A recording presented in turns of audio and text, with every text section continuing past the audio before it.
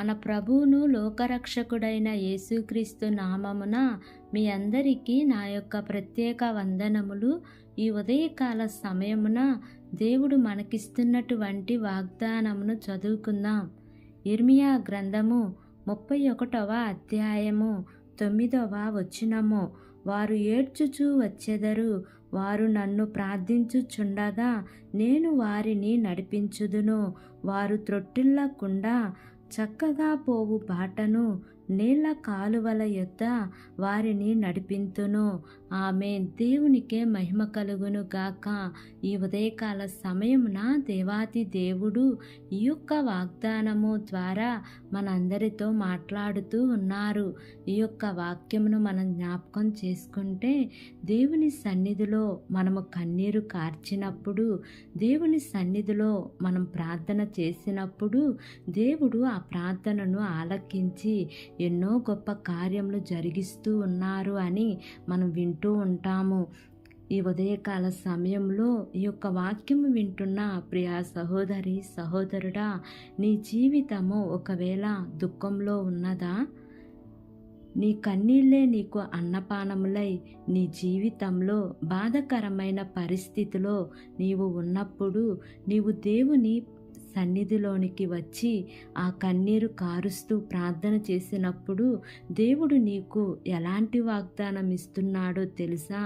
నేను నిన్ను నడిపిస్తాను అని అంటున్నారు.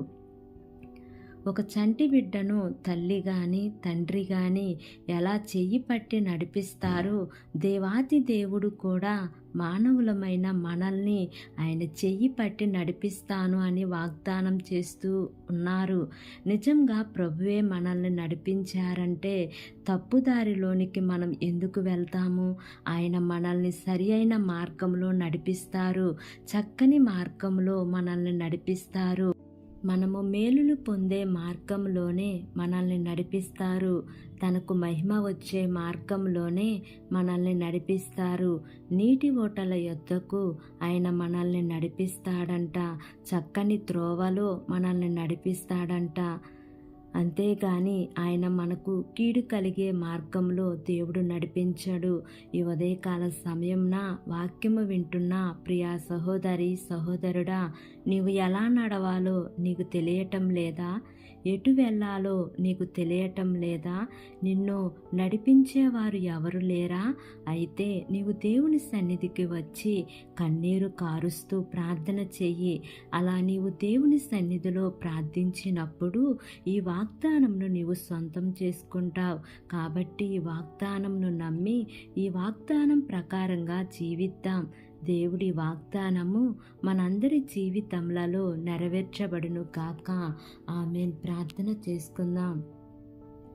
ప్రేమ కలిగిన యేసయ్యా, కృప కలిగిన దేవా, నీకు వందనాలు తండ్రి, నీకు స్తోత్రములు ప్రభువా.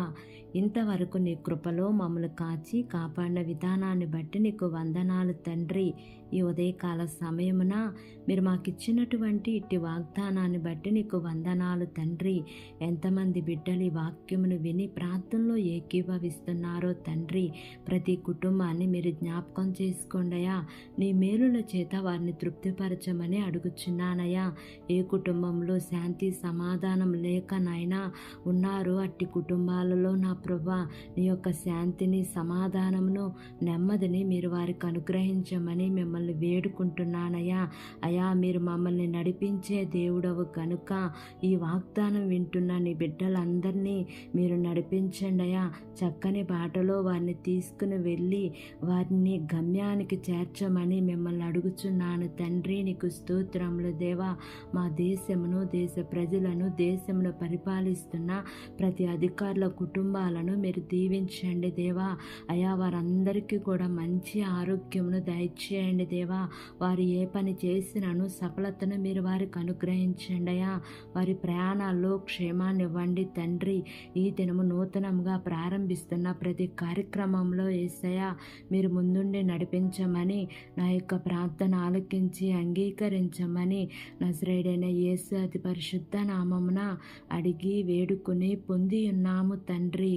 ఆమేన్, amen, amen. Praise the lord. God bless you all.